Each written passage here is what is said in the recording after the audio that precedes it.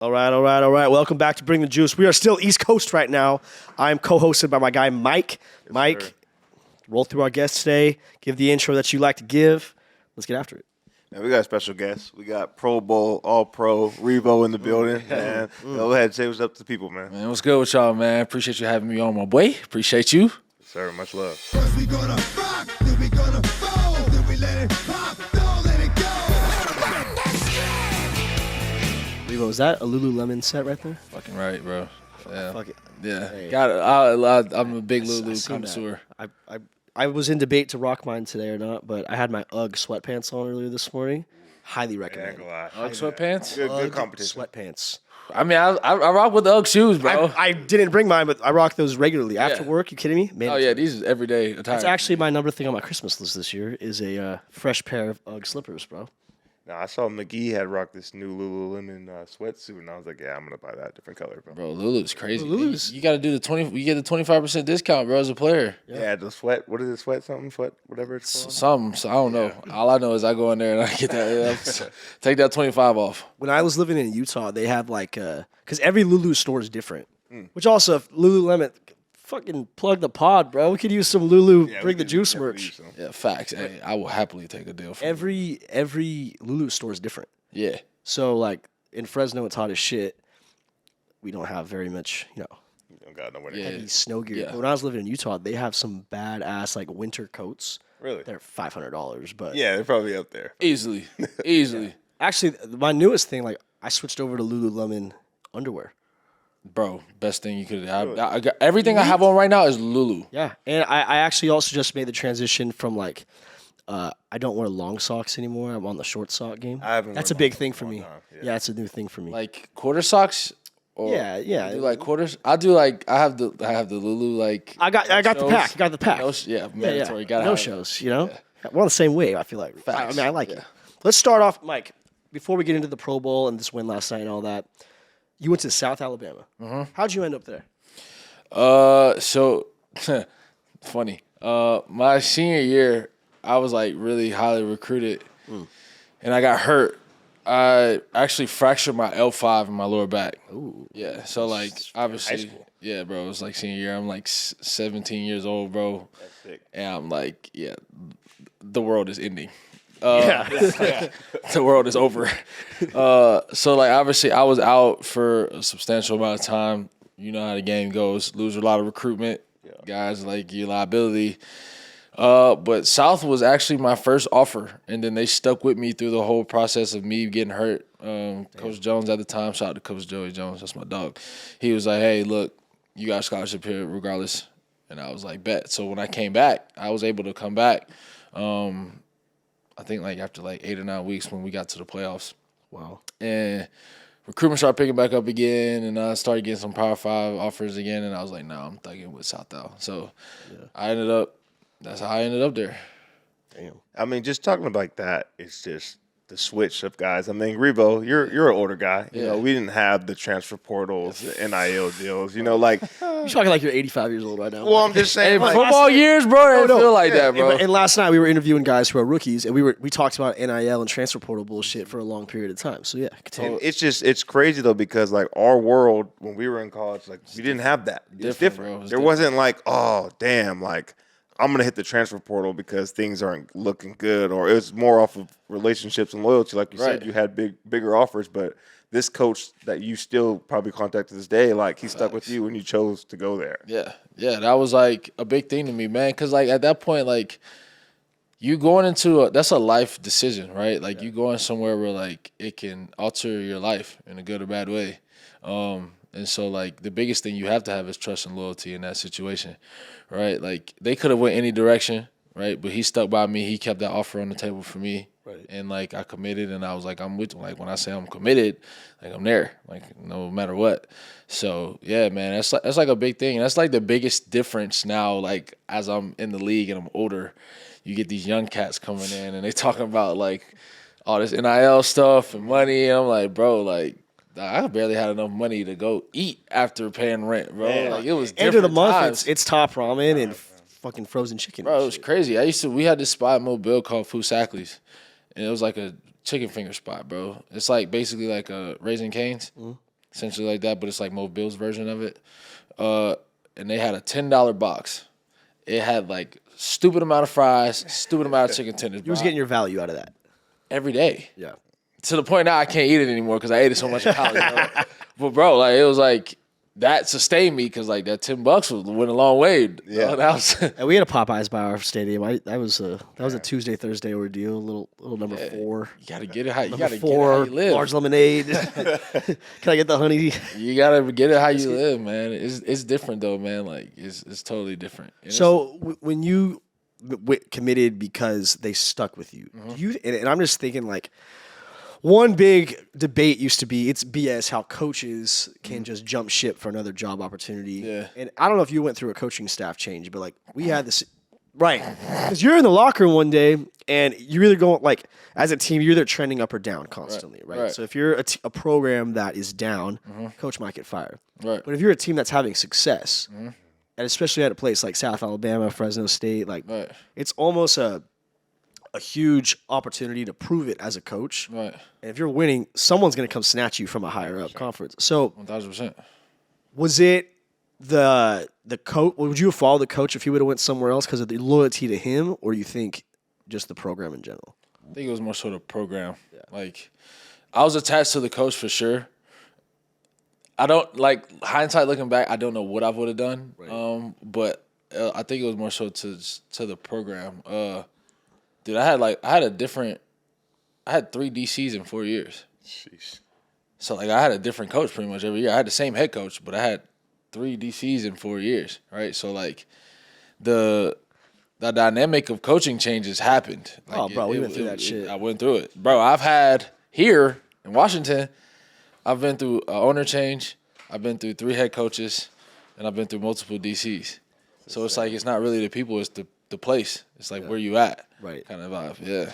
Well, take us through your years at South Alabama. How was it? Like, how was the team? How was like the living? Like, I mean, a lot of people don't know. Like we said, we're West Coast guys. Yeah.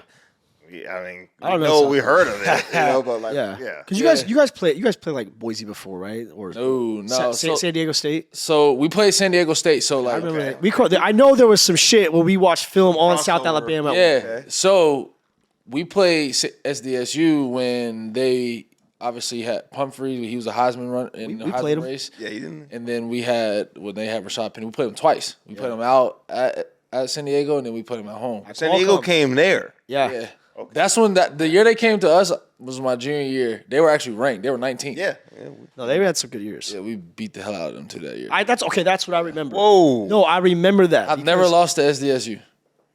Not once. think we Flex. split that Okay. Yeah, okay. No, I asked that because That's- I remember a year where they were hyped, and I think we played them the next week, and we wanted to beat them ranked, and they dropped. They because of dropped that because shit. I didn't know about South Alabama at the time. I was like, most people don't. these guys ass, and they lost to an ass team. Like I have no Bro, idea. I was like, I mean, pretty much my college career every year, it was like fighting to get 6 wins, right? Like we Really? were, Okay. bro, but it was crazy because like the big games, like we would just go beat people. I remember like my junior year, the same year, we beat San Diego State. We opened up the year at Mississippi State and beat them. Wow. At State. Beat them at State, game 1. And I was like, oh yeah, guys were we about to be rolling. Yeah. Then we get to the next week against Georgia Southern and get absolutely waxed at home. So I'm like, oh my God. No Up and consistency. down. So it was just a lot of up and down, bro. But like, I mean, like it's crazy to sound like it prepared me for like my professional career because I got to learn how to handle the ebbs and flows of football. Like it's not always gonna be here, and it's not always gonna be here. Some do, and that's like one thing that some guys can't handle mentally, Yeah, bro. yeah. They get all fucked up. Yeah. Or from both sides, right? Like guys who come from a program where all they do is win. Yeah. They take a few L's in a row. They're like, They don't know how to handle it. world's ending, adversity struck, all this shit. Yeah. And then they come from programs who we've interviewed dudes who never went to a bowl game, Yeah. and I'm like, that's depressing as fuck. That's a man. lot I of went to losses. 2 in 4 years. I Oh, went to that's 2. that's lit though. And I lost both of them. You got no rings out of that. I got no rings. We got one. They gave me one. I threw that. I don't even know where that shit's at. It was to the Camellia Bowl. It was the first year of the bowl, so they gave a ring as like inaugural. And y'all lost. You got a ring even if you lost. We lost, yeah, and I was like, I don't want that shit. That's a toe kill. Fuck that. We played Bowling Green that year, and then next year we played in the Arizona Bowl, Okay. and we played Air Force. And fucking bullshit. Yeah, we don't like that shit. That was bullshit offense, bro. I was like, yeah, you know how that went. Well, one thing about football, just as the football journey, obviously, you know better than anybody. You're always going to see adversity. Adversity is always going to strike at some point. I mean, you just told us that you fractured your back in high school. Yeah. Me being on the same team with you, I've seen you coming back from your knee injury that you had. Like, just talk us through the adversity and how you got through that. Like, who you leaned on and what got you to this point. I mean, what got you to being Pro Bowl Revo? Shit, bro. I went through some life moments, bro. Like, we had obviously the high school part, right? I could get through college. I have a great year, bro. I ended up my senior year, I was player of the year. I was the first one in program history. Let them know. And then, Play. you know what I'm saying? 3-time all-conference player. I'll drink to that. I'll drink to that. I'll drink to that. But then I go undrafted. I went undrafted. And so, like, you got to learn how to get it again, right? So, like, you at the bottom of the totem pole against, like, coming into the school as a freshman. Really, you a walk-on, for real. Right, yeah. And I had never really experienced that. So now I'm trying to figure out how to make it at that level. And where I just grinded out the first 4 years of my career, I'm essentially a practice squad guy, right? Like, I'm going up and down on the roster, up and down on the roster. I got cut. In the first 4 years, I probably got cut at least 6 times. Wow. And then my 5th year was my first full year active. And that year before, my mom passed. I lost my mom that year. Appreciate it. I lost my mom that year. And it was just a multitude of things, right? And it was just like that 5th year, I'm fully active. First time I played all 17. You go to Pro Bowl, and then I go all pro. So it was just like, I think adversity and things like that, it builds character in people, bro. Like, the more you go through is the more you grow through, kind of thing is how I live. I mean, that's a lot there. Dive a little bit more into, like, the concept of going up and down, of getting cut. Because obviously, your whole career, especially like when we interview these high level dudes, it's always people only see the highs, right? Yeah, for sure. They don't see shit. Yeah. But they don't understand, like, the concept of getting cut realistically is getting fired from your job. Right. And that shit happened a lot, too. it happens a lot.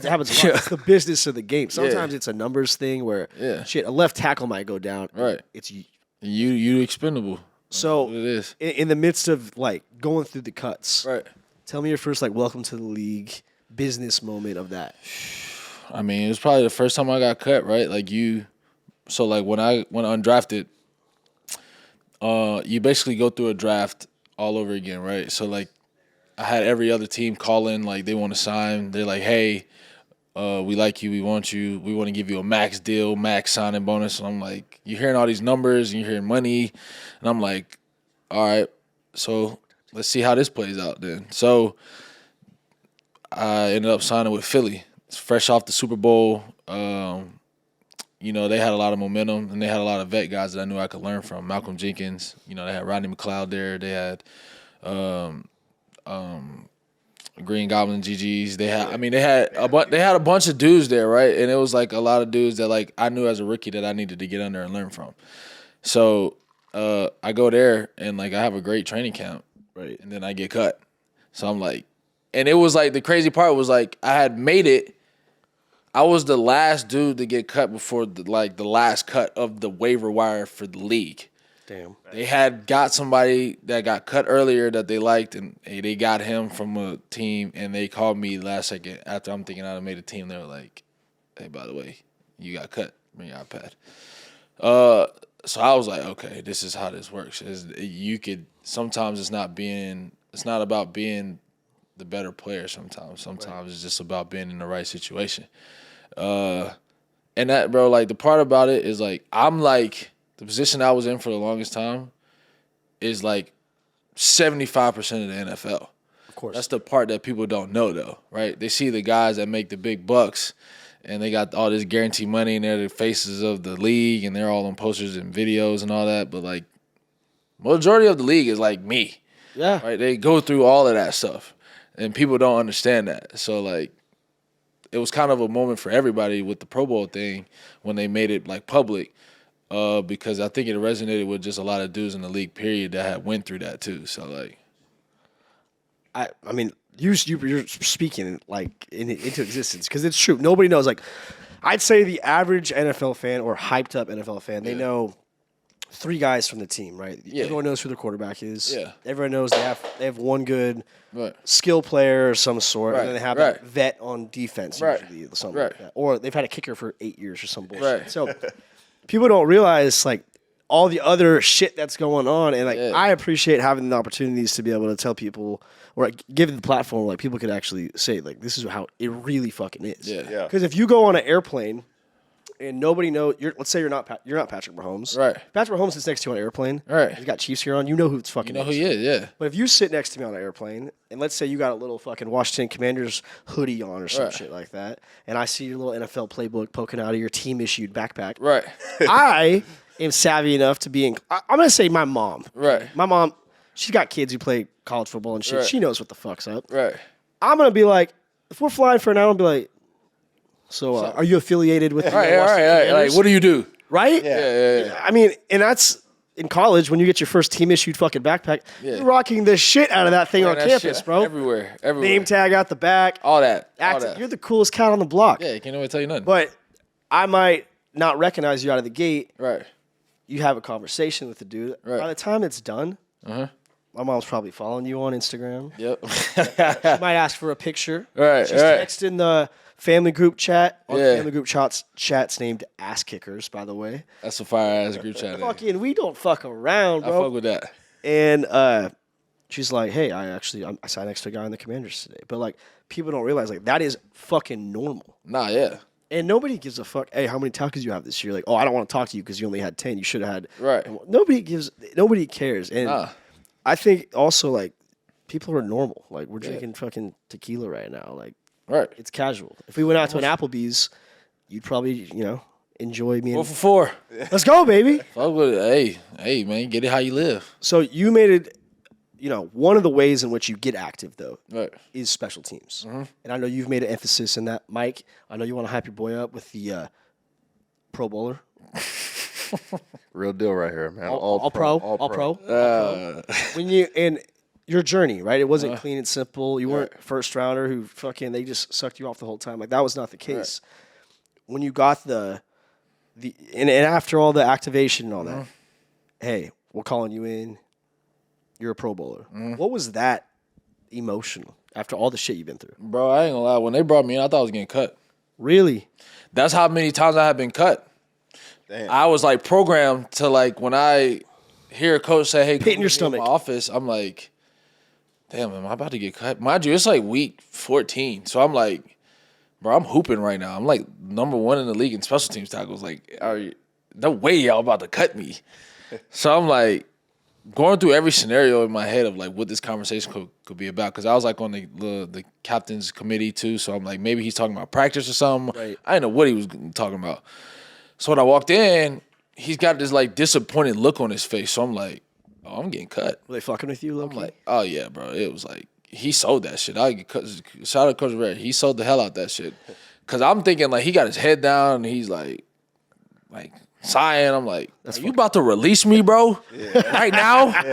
I'm having the best year ever right now, and you gonna release me? And he was like, congratulations. And I'm like, for what? Because, bro, it's crazy. Is like I wasn't really thinking about the Pro Bowl. I just wanted to be all pro. Yeah. And I knew, like, the Pro Bowl can be political and all that stuff. Popularity contest. Right. I just wanted to be all pro. Like, because once you get that, you stamp. Like, that's stamped. Yeah. You know what I'm saying? So, like, he's like, congrats. I'm like, for what? Like, we still got games, so I know you ain't telling me nothing about all pro right now. Yeah. And he was like, you're a Pro Bowl starter for special teams. He's like, and I'm just like, at first, I'm just like sitting there, I'm like in disbelief. I'm like, what? Because I didn't envision that year. Right. Now it's crazy though, because in 2019, the year after right after my first year, I did an interview back at home, and they were like, "What are your goals?" And I was like, "I made it to the NFL. The next goal is to go to the Pro Bowl. I haven't done it yet, but I'm gonna do it." So you heard it here first. Right. And then I kind of just like got away from that. And then you fast forward to 2022. Here we are in the Pro Bowl. That's something I want to talk about real quick. Just touch on like as a kid, I want to go to the NFL. Right. I want to do this. I want to do that. So you go to high school. You do Pop Warner football. Yeah. Maybe we didn't have middle school. Maybe you do middle school. Then you go to high school. Right. I'm like, okay, I'm going to go to college. Right. Go to college. You finally make your dreams come true to the NFL. Well, what's next? Well, shit. What else can I do? Make the Pro Bowl. Right. What keeps you going? You've reached the top of the top. I mean, obviously, Hall of Fame. Right. But like, right. Right. Like being a Pro Bowl and All Pro player, like there's not much more you can do. Right. So what right. keeps you going to, every day? Because you've reached what everyone in the world is trying to reach. Right. Honestly, bro, like, as crazy as this about to sound, like, my knee was probably the best thing that happened to me last year. As crazy as that sound, bro. I know I say that all the time. People are like, what you mean, bro? Nobody wants to tear their ACL. But, like, it brought me back down to the bottom of the mountain. Like, my entire life, I had been having to climb the mountain, and I knew what that felt like. Right. I had never been there, so I was uncomfortable there. I was like, well, what the hell is this? Like, this is weird. You know what I'm saying? So, like, then you go to... Some real shit right there. Say that one more time. Say that one more time. That was some real shit right there. Nah, for real though. Like, I had never been at the top of the mountain. I have always in my entire life have been trying to climb to the top, right? Like, your vision is like at the top and you see it, like I'm clawing, I'm scratching at it. Then when you get there, it's like, oh shit. Like, damn, I done came all this way. Where else do I go? Right? And then you tear your ACL, boom, and now you fall back down to the bottom, right? And it's on a contract year. Tore on my contract year, like, and I'm like, I really got to get it. And now I got to figure out how to do it again in a different way. So, like, it brought me back to that grind mode that, like, realistically I needed. Because I had never been at that peak point where I was like, I've arrived. And I've never wanted that feeling where, like, I've arrived. Yeah. But then, like, talking with Slater, I got a chance to rap with Slater this preseason, and he was like, when he came up to me, it was a dope moment because, bro, Slater is like the epitome of special teams play. Hall of Famer. Gold jacket.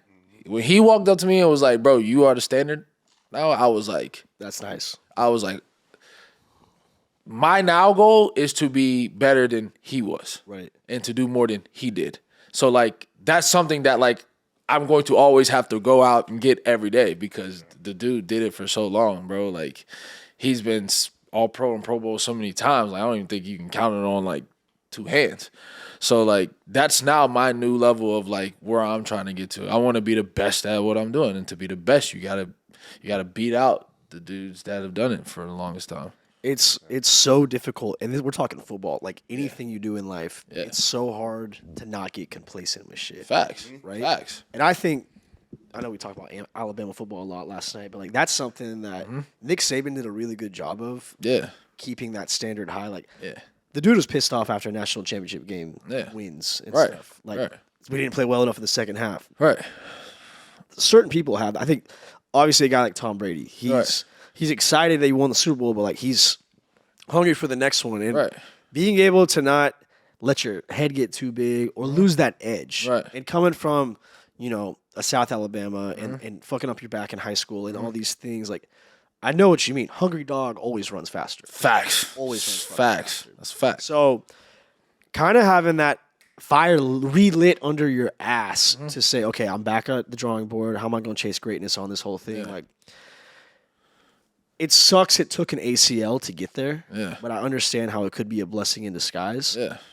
But now that you experience that and you're the mature player that you are, it's almost a personal challenge. On top of your goal is to be like, I need to stay as if I'm bottom of the totem pole. Yeah. Much easier said than done. Yeah. Nah, facts. Like, I think the cool part about what I've started to do in my journey, bro, like in the off season, like I go home. Like when I'm training, I'm at home. Like where I'm from. Like I train at my high school still. Like a lot of guys go to these XOs and all these, bro, I go to my high school where that shit started at for me. You know what I'm saying? Like, and it still looks the same exact way that it did when I was there. So like I get back to like the roots of me, right? So like when I go home and I get away from this part of life, like, and I get back to like what I grew up in and what I'm used to, right? It brings you back to that point in life, right? So like that shit just rewires my whole mentality of like how I'm gonna get after it. Cause bro, it's easy, bro, to fall into the trap. You see that shit all the time, man. People think when they feel like they've arrived, when they arrive, they get complacent. When you get complacent, they will push your ass out the door in this business quick. I've seen it. Everyone's always going after somebody that's better than you, right? It's not nobody's ever safe. Nobody. Safe in anything that they do, right? But and we were talking about from a recruiting standpoint in college. You have a recruit come on a visit, right? That you host maybe. That dude's literally they're bringing in to take your spot. Yeah, that's the league. That's the draft. Now you got the draft, right? Yeah. Once your draft day or that experience when you're coming out of college, yes, you're the new kid on the block. But now that you're a vet, obviously you wish happiness and success to everybody. You don't wish bad blood on anybody, but motherfucker, come in here. He's coming to take your job. That's the reality of it. Yeah. People don't quite get that. That doesn't happen when you're, a fucking bakery owner. Yeah. Man, that's the biggest thing that I've fucking tried to reiterate to these young guys. Because even them now, here's the dynamic that has changed football. I hate it. At every level. When that shit is uncomfortable now for these younger guys, they can leave. Eject button. They can leave. They can go. And there's going to be somebody that'll take them. I know. When you get to this shit, if you want to leave, turn your iPad. All right, go ahead. Yeah. So you've now created a generation of athletes who can't handle not being given what they want to right now. Fast too. Not 1 year, not instant gratification. Instant gratification. That's how we are. Yeah, that's how it's built now. That's how the system is built now. It makes you wonder, at what point will it reset? Because it seems like it has to, though. It won't. You don't think so? It won't. The game has changed now, dude.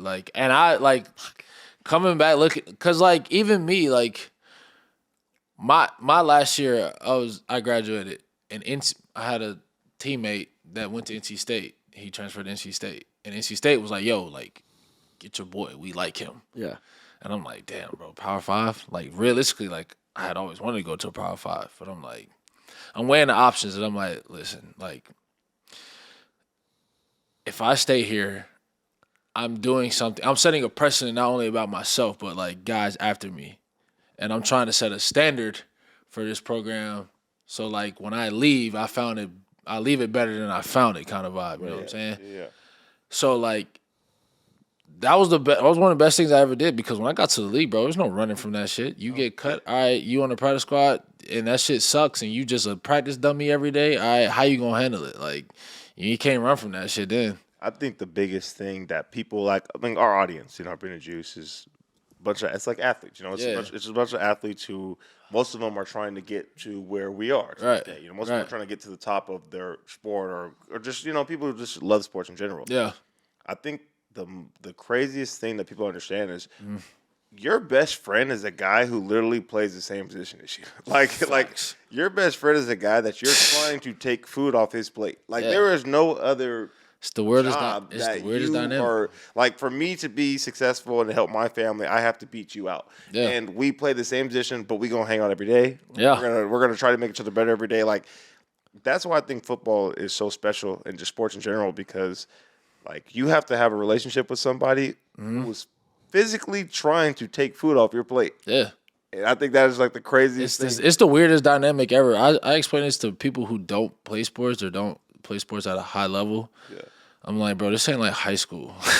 No. Dog, this is if I don't perform and this guy takes my job, I can't pay my bills. Yeah, exactly. You're done. You're screwed. Yeah, I'm out of financial resources. This is, it's sink or swim, dog eat dog. But this is my dog. It's my dog. This is my boy. I'm with him 16 hours out of a day. Training camp, I'm with him more than I'm with my girl, kind of vibe. You know what I'm saying? So the dynamic is so crazy. I can't even explain it for real.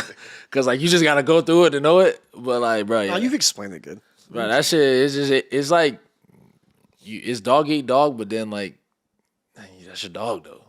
That's your boy. It's unique. There's nothing else like football in the whole fucking world. Yeah, bro. nah, facts. I say, and I'm telling you, once you're done with football, one of the biggest challenges is trying to, and it's something I've had to kind of figure out, and really one of the reasons I started this whole pod is because, like, how do you take that same approach, that same mindset that got you so far, and now you got to apply that to making money corporate America. In the corporate America, right? Yeah. How are you going to provide for your family now that football isn't an option? Right. Once you're done, it's over. It's wraps. It's fucking over. It's And wraps. there's no pickup, basketball league at the local church where it's like, I'm going to go hoop a little bit. I get hit up all the time for turkey bowls and shit like that. Yeah.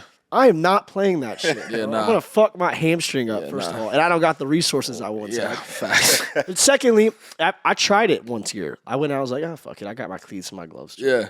Can't do it, bro. Yeah, bro. Ran 3 routes. These dudes are like playing. I'm like, I'm running 3-step fucking slants and shit. I'm like, what the fuck? Hit that window. Outside backer fucking went out. Different, bro. You can't do it ever again. So once it's done, it's how do you apply it to life after ball? And I know we're on a little bit of a time crunch right now.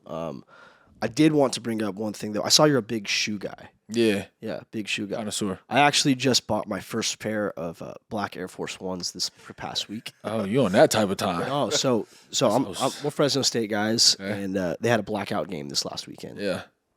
And, I got 2 little brothers that play on the team still. Like, I host the pregame show there, and I feel like a tone needed to be set. So I got me and my bro a pair of black Air Force Ones. I got 2 for 1 special, and I was like, this is out of my normal. This is my first time Right. Black Air Force Yeah. One. I knew it was a statement. I was like, but you got to go in and fucking have this black Air Force One energy. Yeah, you no got socks. Yeah, No socks. stand on business. You got to stand on business. I look swaggy as fuck. I'll send you. But like, did the energy match? Damn the swag. They Like, beat if you the got on fuck 4, out of, yes, it was a blackout game, and they waxed that Rivalry ass. game, waxed him. Yeah. Yeah. So it's true. But being a guy who is a connoisseur of shoes, how'd that passion come about? shit, I ain't having when I was young, bro. Like, Now you got them. as a kid, like my parents, I had both my parents in my life, but I mean, my parents were like middle class, right? And like, this back, these kids don't even know. This back in like East Bay catalogs and shit, right? Hey, circle that shit, baby. You feel me? Like, hey, I'm like, Take a Sharpie out. I'm like, know about the East Bay I'm like, catalog. damn, these Jordan 4s look fire. Damn, these 12s look fire. But I mean, we didn't have it, right? Like, I remember, and I ain't never said this shit on camera. I remember one time, bro. KD dropped the Galaxies, I think they were called. The KD Galaxies. I believe so. Man, I wanted those shit so bad, bro. I went on this bullshit ass site, bro. And it was like some fugazi ass KD, bro. That ass. But like, that's just how bad it was. So when I got to a point where like, because bro, like, you can tell a lot about somebody by what they put on their feet. That's how I live. 100% agree. I agree. No, That's how I live. Yeah. The first thing when I meet somebody, bro, I walked in here, the first thing I did was look at your shoes. 1000%.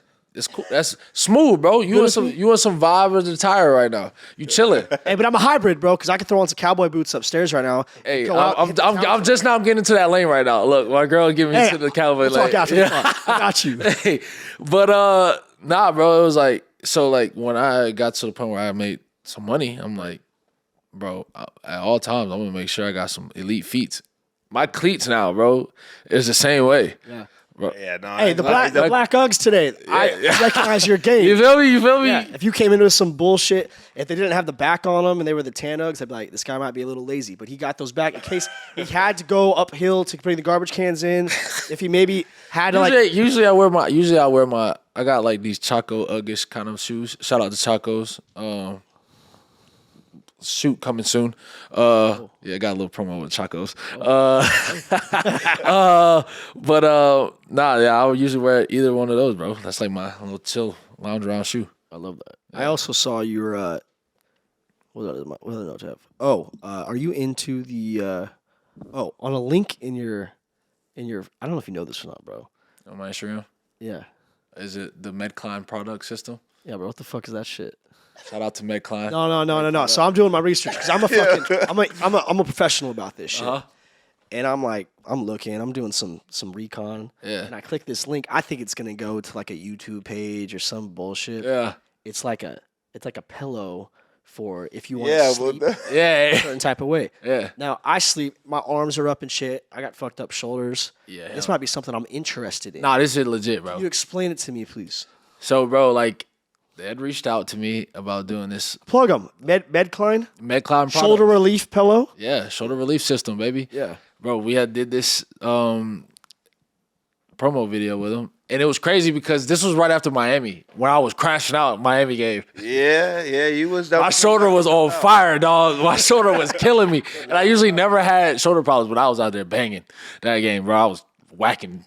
So it worked out perfect. I got the pillow, bro. I get in there, bro, and like it just relieves. So like basically there's like A hole, right? there's a hole, and then there's a small little head pillow that goes in the hole. And then you slide your arm through the hole under the head pillow, and then there's like a pregnancy pillow on top of all of that. Yeah. And you lay on the pregnancy pillow, and it takes all the pressure off. Bro. Shit. Hey, I'll tell you what. My wife just got rid of her. She had her kid 2 weeks ago. So Congrats, my boy. thank you. Have you ever slept in a pregnancy pillow, bro? Kim has one right now. Clutch. Hey, Crazy. I don't know where this is gonna fall on the social media spectrum of things. I think you should normalize sleeping with pregnancy pillows, bro. I take Kim's Sleep in pregnancy my pillow for- area. Hey, my wife went out of town for a couple days. Oh yeah. Huddled up. That's hey baby, we good, baby. I'm good. You know what I'm saying? I got this here. One of the best things I had one of the Team USA coaches explain this shit to me. They have a theory where you spend 1/3 of your life in your bed. Yeah, I You can, don't really think about it like that. I can step that. I mean, you sleeping on average 8 hours a day. You should be sleeping 8 hours a day. Right. That's 1/3 of a day. Yeah. 1/3 of your life you're sleeping in your bed. Yet, fucking college, I think I had Box springs. just didn't matter, right? crazy. The house I lived in, the guy moved out. I was like, Yeah. my mom was like, you should get some new sheets. Don't care. Did a Dug it. Walmart run. Got like, let's get the grays. I don't know. Yeah. I've got the man, like- great value sheets. I like the soft ones. I don't know. Yeah, I ain't give a damn. It's crazy. I seriously might invest in one of these. Man, tap in with it. It actually works. Yeah, I might need a code or some shit. Yeah, bro. I got you. I got you for sure. We'll talk. Hey, you golf? Yeah. We gotta get his ass to the tournament. Oh no. Revo, he golfs. We gotta get you out to the Bro, I'm playing tomorrow. I play on off day. Yeah, we gotta get you to the tournament, bro. We got a badass. Look, I'm like a mid 80s golfer. Oh, you're fucking for real. I could, You're not some like. but I just started playing after my ACL, so this is like we're talking like February, March. Yeah. But I got my code. I got a baseball background, so yeah, that shit was just like clockwork picking. So it up. fun. Yeah, We'll get you out to the tournament. Yeah. Yeah, we'll definitely have to get you out to Fresno for the tournament for sure. Hey, I'm with it. Yeah. Sign me up. I'm with it. I'll definitely go out there, Fucking hit some clipping that. nukes. So when I hit you up, I'm with it. Listen, I'm trying to go find a golf trip anywhere. I've been trying to find that. this is better than that. This is we'll get into details. You know waste management? Details. I played at Waste Management when we played in AZ. You know like the tournament they do though? I know This is probably exactly the what. closest thing. I've been to TPC Sawgrass though, and So you this dude knows what the fuck's going on. He knows. I know what time it is. I know what time it is. I know exactly what time it is. Mike, wrap this one up. Yeah, I mean, obviously, man, it's for me just being able to play with you. It's an honor. I mean, you're a Pro Bowl player. It's cool, man. Having you on the pod, it means a lot to me, bro. Like, you're a guy that we identify brings the juice every day. I mean, as I guess Izzo calls it, the pipe hitter. Type You know, shit. you're a Crazy. guy, Hey, man. yo, crazy. I really appreciate you hopping on the pod, man. It means a lot. Nah, for sure, brother. Man, I appreciate you having me, man. It's fun going out there with you, bro. We picking each other's brains out there, running down on teams, man, making plays, bro. It's shit, energy generating ball, bro. It's just fun, man. So appreciate you being here, bro. It's just dope, man. Yes, sir. A lot of juice. All right, Rebo.